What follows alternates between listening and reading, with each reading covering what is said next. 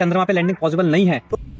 अच्छा, चलो देखते हैं। अच्छा, एक बात और, इंटरनेट पे आपको ऐसी हज़ारों वीडियोज़ भर-भर के मिल जाएँगी जिनमें ये क्लेम करते हुए आपको लोग मिलेंगे कि 1969 में जो मून लैंडिंग हुई थी, अपोलो 11, वो फेक थी।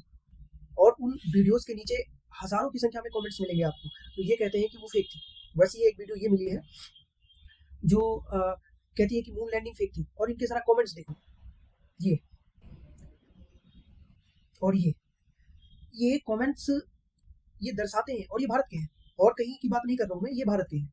ये कमेंट्स ये दर्शाते हैं कि भारत में वैज्ञानिक टेम्परामेंट जो है वो कितना गिरा हुआ है।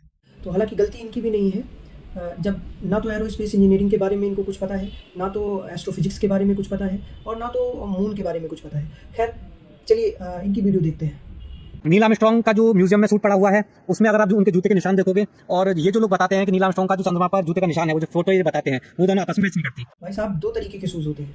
एक होता है जो स्पेसशिप के अंदर पहना जाता है, और दूसरा होता है जो लैंड करने के बाद में पहना जाता है। दो तरीके के शूज़ होते हैं, और ये जो आपने फ़ोटो दिखाई है, ये वाला म्यूज़ियम में जो रखा हुआ है, ये स्पेसशिप वाला है, जो स्पेसशिप में पहना जाता है। और जब लैंड किया और लैंड करने के बाद मून पे उतरे, वो शूज़ दूसरा है, वो भी म्यूज़ियम में रखा हुआ है, जो आपने फ़ोटो नहीं दिखाई। प्रूफ नंबर 2, जब एक रिपोर्टर जाता है बाइबल लेकर और नील आर्मस्ट्रांग से बोलता है कि भाई आपने चंद्रमा पर कदम रखा था, तो बाइबल पे हाथ रख के कसम खा दो, तो नील आर्मस्ट्रांग ऐसा करने से मना कर देता है। Mr. Armstrong, Bart Sibrel, ABC Digital. Wanted to give you the opportunity to swear on the Bible that you walked on the moon. Will you put your left hand on the Bible and swear to God that you walked on the moon? Mr. Seibel. Yes? If you really walked on the moon, why would you not do that?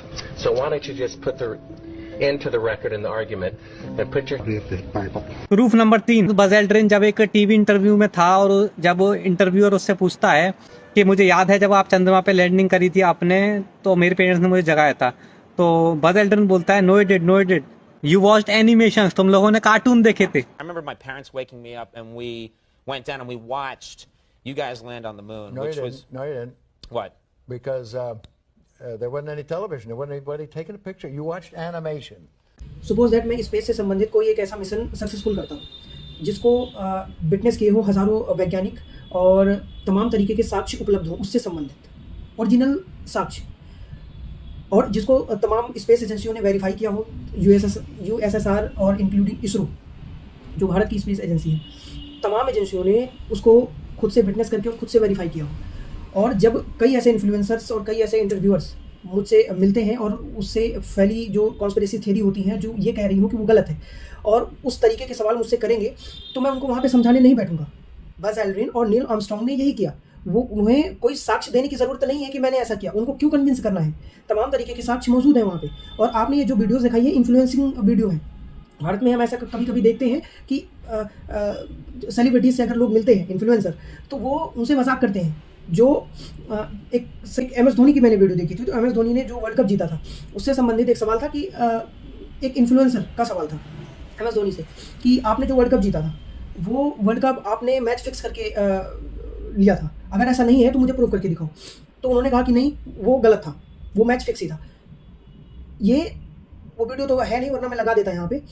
खैर, जब हज़ारों तरीके के साक्ष्य, हज़ारों वैज्ञानिक और तमाम तरीके की स्पेस एजेंसियाँ उसको खुद विटनेस कर रही हो, और तमाम चीज़ें हों ऐसी, ये कोई बहुत बड़ी बात नहीं है फिर कि हम ये कह रहे हैं कि नहीं है यहाँ पे। और जो वीडियो आप लगा रहे हो, पहले उसको तो डिकोड कर लो अच्छे से, आप वही नहीं डिकोड करना चाह रहे हो। और दूसरी बात कि वहाँ पे झंडा लहरा रहा था जबकि चांद पे कोई हवा नहीं है, तो आपको लॉ ऑफ इनर्शिया पढ़ने की ज़रूरत है। वैक्यूम में लॉ ऑफ इनर्शिया कैसे काम करता है, आप पढ़ लेना ये जाके, इतना समय नहीं है कि मैं तुमको पढ़ाऊँ ये चीज़। दूसरी चीज़ कि मून लैंडिंग को फेक बताने से पहले ना तो आपको एरोस्पेस इंजीनियरिंग के बारे में कुछ पता है, और ना तो मून के बारे में कुछ पता है, और ना तो एस्ट्रोफिजिक्स के बारे में कुछ पता है। तो कृपया करके पहले पढ़ लिया जाता है इन सब चीज़ों के बारे में, फिर बोला जाता है।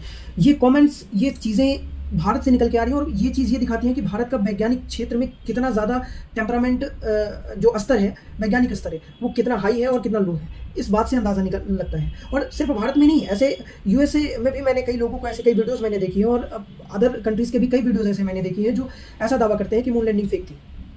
ठीक है, रही होगी फेक। तुम गलत जिस साक्ष्य से करना चाह रहे हो ना, तुम्हें वो जो साक्ष्य आप दे रहे हो, वो ये बता रहा है कि आपको उसके बारे में 1% भी नॉलेज नहीं है, 1% भी नहीं है। This is the reality.